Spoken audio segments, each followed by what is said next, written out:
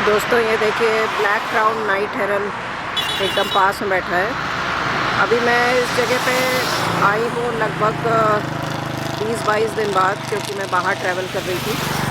तो बाहर के व्लॉग्स तो आपको मिलेंगे, लेकिन जो मेरे नॉर्मल शूटिंग ग्राउंड्स हैं जहाँ पर मैं आती हूँ, वहाँ पर मैं अभी 22 दिन के बाद लगभग आई हूँ। सांपला के पास वाली जगह है ये। और अभी यहाँ पर माइग्रेटरी बर्ड्स काफ़ी आ ही गए हैं, मैंने पहले भी दिखा चुकी हूँ आपको।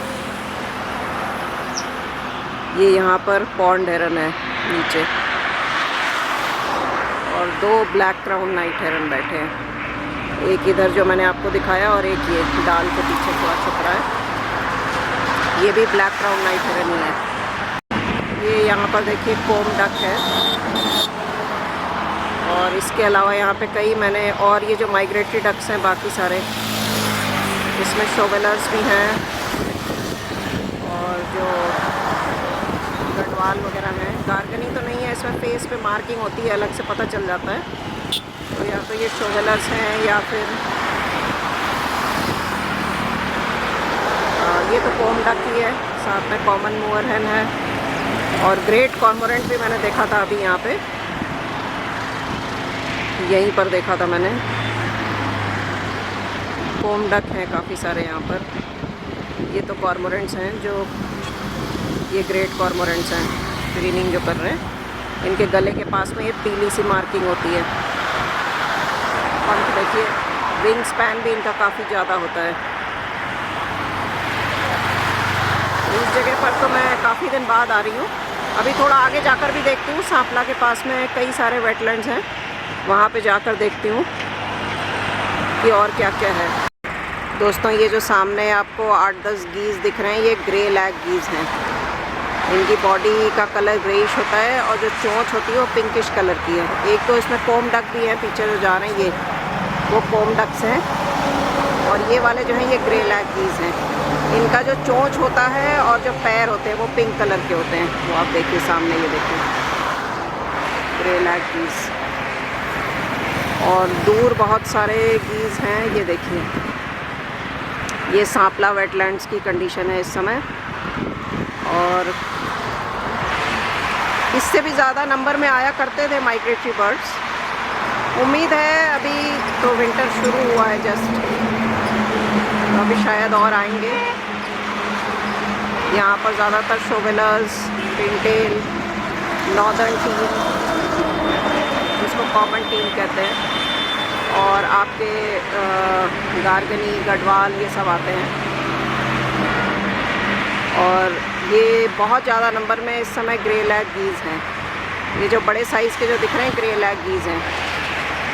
डीगल टोल प्लाज़ा के पास 30 नवंबर को मैंने बार हेडेड गीज़ का एक बड़ा फ्लॉक रिकॉर्ड किया था, और अभी देखिए ये ग्रे लैग गीज़ यहाँ पर हैं बहुत सारे, काफ़ी सारे नंबर में ग्रे लैग गीज़ यहाँ आ गए हैं।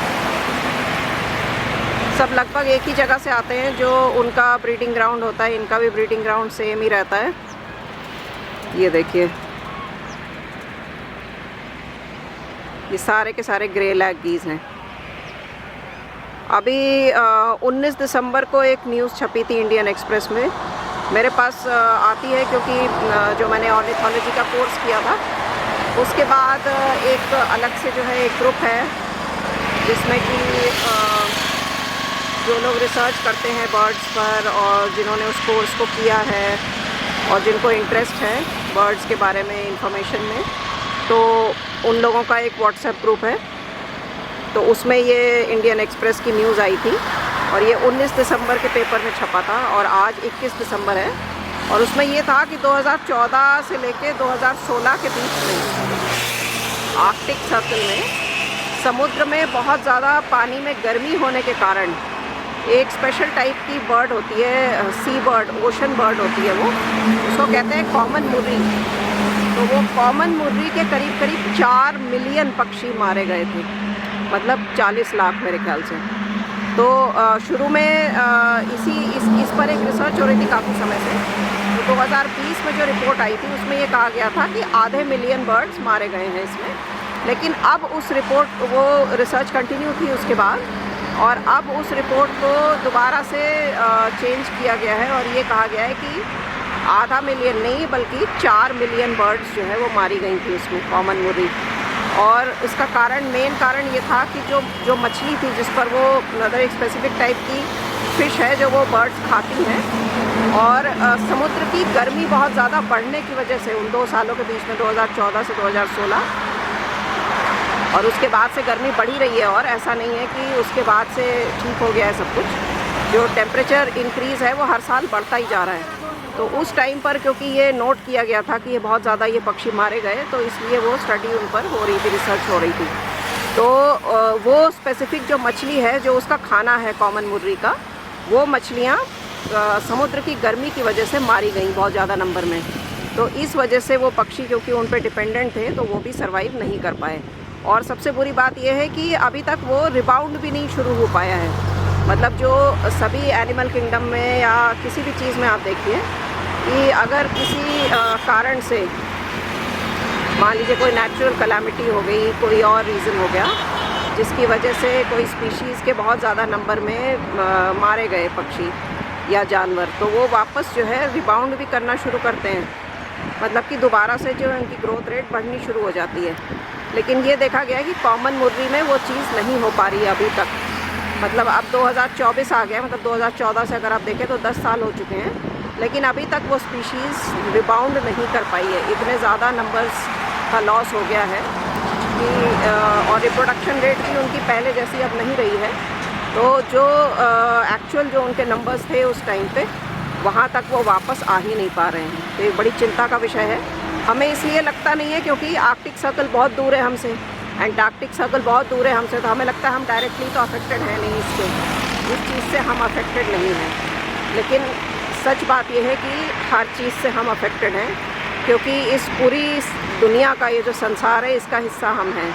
तो इस संसार के किसी भी कोने में कहीं भी कुछ हो रहा है, देखिए ग्रे लैग गीज़ जा रहे हैं सारे लाइन से, तो जो भी किसी भी कोने में अगर कुछ भी हो रहा है तो उसका इफ़ेक्ट हम पे किसी न किसी दिन पड़ेगा ज़रूर। ये देखिए काफ़ी बड़े साइज़ के कॉर्मोरेंट्स हैं,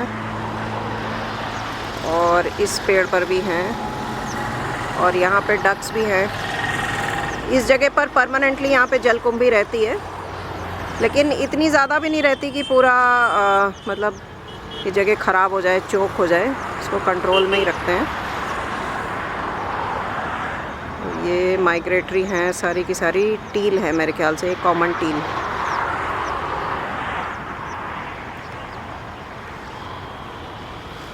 कॉमन टील लग रही है।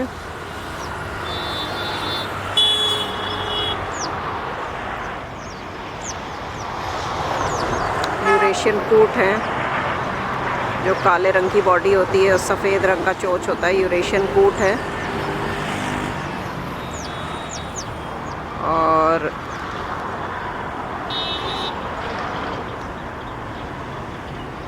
यहाँ पर भी कुछ डक्स हैं।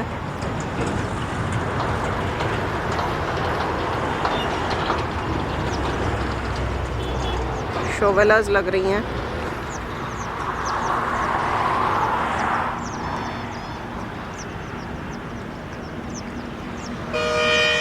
कोम डक भी है, कोम डक भी काफ़ी सारे हैं इस बार, कोम डक्स।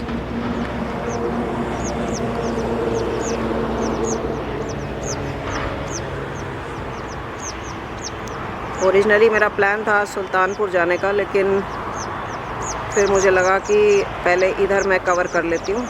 इस साइड आए हुए काफ़ी समय हो गया था, और जिस दिन मैं लौटी इसी साइड से लौटी थी, लेकिन उस दिन रात हो गई थी, तो इसलिए कुछ शूट करने का मौका नहीं मिला। तो स्ट्रेंथ तो अच्छी है यहाँ पे, देखिए ग्रे लैग गूस वगैरह और माइग्रेटरी डक्स की स्ट्रेंथ अच्छी है, लेकिन पहले इससे भी ज़्यादा बर्ड्स आया करते थे। तो डेफिनेटली बाकी सभी वेटलैंड्स की तरह यहाँ पर भी नंबर ऑफ़ स्पीशीज़ कम हो गए हैं। इसको दोबारा रिस्टोर करने के लिए हम क्या कर सकते हैं, इस बारे में कई बार बात हुई है, और यही लगता है कि अब आगे आने वाले समय में कुछ ना कुछ ऐसा पॉजिटिव होना चाहिए जिससे कि पहले जितनी बर्ड्स आती थी वैसे फिर से आएँ। इस साइड दोस्तों काई जम गई है पानी पर, लेकिन यहाँ पर भी कुछ बर्ड्स हैं, और ज़्यादातर यहाँ पर जो मैंने देखा, जैसे इस जगह पर ब्लैक विंग स्टिल्स हैं, और गढ़वाल की स्पीशीज़ हैं। ये चोंच जो है स्पेसिफिक गढ़वाल की होती है, मेल फीमेल दोनों लगभग एक जैसे लगते हैं। तो गढ़वाल की स्पीशीज़ है और इधर भी वही लग रही है, ये और भी ज़्यादा दूर हैं। शोवेलर्स हैं, नॉर्दर्न शोवेलर्स। ये जो आपको दिख रही है जो नीचे डाइव कर रही है, जिसका हेड डार्क ग्रीन कलर का, ये जो अभी ऊपर आई, बॉडी पे थोड़ा ब्राउन है थोड़ा वाइट है, ये अभी नीचे देखिए नीचे ढूंढ रही है खाना, और वो नॉर्दर्न शोवेलर मेल है। और जो इसकी फ़ीमेल होती है वो वैसे ये फ़ीमेल इसमें से कोई सी भी हो सकती है, नॉर्दर्न शोवेलर की। गढ़वाल नॉर्दर्न शोवेलर की फ़ीमेल एक जैसी लगती हैं, मेल्स डिफरेंट होते हैं। जो ये अभी आपने देखा जिसको मैंने दिखाया अभी, ये नॉर्दर्न शोवेलर का मेल है। ये नॉर्दर्न शोवेलर का मेल है। और बाकी हमारे स्वैम्प हैन वगैरह भी हैं यहाँ पर। ये एक ग्रे हेडेड स्वैम्प हैन है पास में ही। ये तो यहाँ की रेजिडेंट बर्ड है। दोस्तों यहाँ पर भी देखिए कोम डक्स हैं और पर्पल स्वैम्प हैन या ग्रे हेडेड स्वैम्प हैन जिनको कहते हैं, वो यहाँ पर हैं कई सारे। और ब्लैक विंग स्टिल्ट भी हैं यहाँ पर। ये देखिए इस तरफ भी हैं। कोम डक्स की स्ट्रेंथ इस बार काफ़ी अच्छी है और बहुत पहले से आ गए थे, मतलब सितंबर अक्टूबर से ही। वो जो टावर पे कोम डक्स बैठे हुए मैंने दिखाए थे, ये सारा वही वाला एरिया है। तो अभी भी यहाँ पे देखिए जो कोम डक्स हैं या जिनको हम नकटा कहते हैं हिंदी में, या नॉब बिल डक, वो कई सारे हैं यहाँ पर। यहाँ पर भी देखिए ब्लैक विंग स्टिल्ट के काफ़ी सारे बर्ड्स हैं यहाँ पर। इनको हिंदी में गजपाँव कहते हैं। वैसे तो ये पूरे समर में भी मैंने आपको दिखाया ब्लैक विंग स्टिल्ट कहीं ना कहीं, लेकिन विंटर में देखिए इनके नंबर्स डेफिनेटली बढ़ जाते हैं। तो इसका मतलब समर में जो कुछ रह जाते हैं वो स्ट्रैगलर्स हैं। स्ट्रैगलर्स उनको कहते हैं कि जैसे जो आए थे माइग्रेशन पूरे फ्लॉक के साथ में। इसमें देखिए जुवेनाइल भी हैं, जो वाइट और ब्लैक और पिंक लेग्स हैं, ये तो एडल्ट हैं।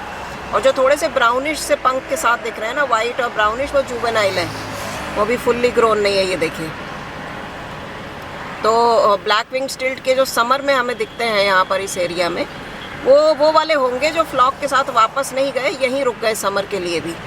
तो उनको स्ट्रैगलर्स कहा जाता है। तो ऐसे स्ट्रैगलर्स कई बार वापस जाते हैं अपने ओरिजिनल लोकेशन पे और कई बार नहीं जाते हैं, उसी जगह पर ब्रीडिंग करने लगते हैं। क्योंकि मैंने इनके बच्चे यहाँ पर भी होते हुए देखे हैं। ज़मीन में ही ये नेस्ट बनाते हैं लैपविंग की तरह, और ज़मीन में ही बैठे भी होते हैं। जब ये बैठे होते हैं तो आसपास बच्चे होते हैं। तो मैंने गर्मियों के टाइम पे भी वो रिकॉर्ड किया था। अगर वो वीडियो मुझे मिला तो मैं आपको इसके साथ में लिंक शेयर कर दूँगी। तो मतलब इनकी ब्रीडिंग यहाँ पर भी अब होती है। इस तरफ में स्टिल्ट और लैपविंग्स दोनों हैं, और एक मेरे ख्याल से ग्रे हेरन भी है यहाँ पे, बड़ा सा कुछ, या फिर स्टॉक होगा। इस जगह पे एशियन ओपन बिल भी मैंने देखा हुआ है, और पेंटेड स्टॉक भी देखा हुआ है।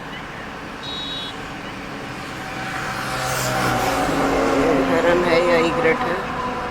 ईग्रेट है। तो यूजुअल बर्ड्स हैं अभी इस समय। बाकी जज्जर के पास वाले एरिया में भी जाके देखूंगी वहाँ पे क्या क्या है। तो मुलाकात होगी आप लोगों से अगले व्लॉग में। तब तक के लिए अगर आपने चैनल सब्सक्राइब नहीं किया है तो चैनल ज़रूर सब्सक्राइब कर लीजिए, और सारे वीडियोस को लाइक और शेयर ज़रूर कीजिए।